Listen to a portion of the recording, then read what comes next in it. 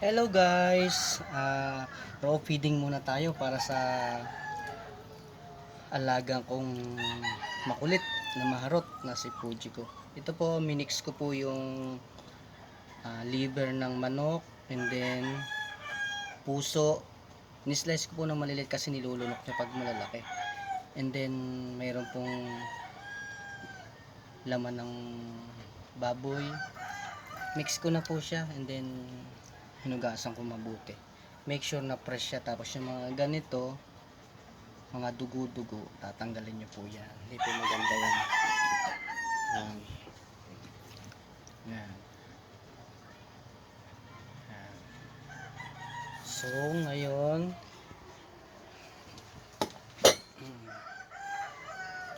bitira.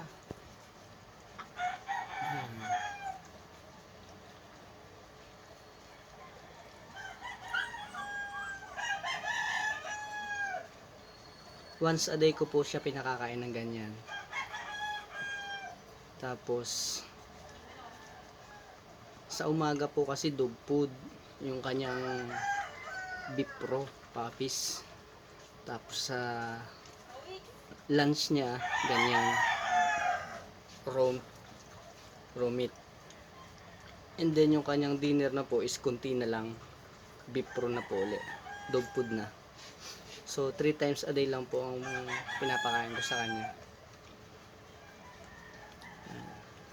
para mas lalo siyang healthy at maging maskulado yung kanyang katawan. At the same time, pinatitake ko siya ng vitamins everyday. Yung kanyang ano ba yun? Kanyang tiki-tiki. Kasi yung binigay ng vet, ubos na po so tiki-tiki naman. Ayan po. Kung gaano siya kalakas kumain yan. Ayan. Mas lalo kung hindi ko siya in-slice. Para lang siyang hinipan ng hangin. Pero dahil maliliit siya, madali niya siyang makain. Ayan. Mas maganda po kasi yung raw na mga meat. Kagaya nito, mayroon siyang liver and then yung heart ng manok.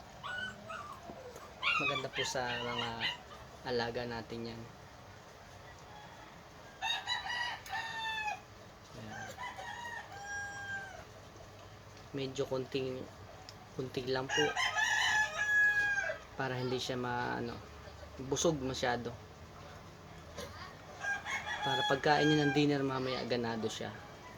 Mas marami siyang makain ng dinner kasi para mas mabilis yung kanyang paglaki. Ayan po si Fuji ko, 3 months and a half.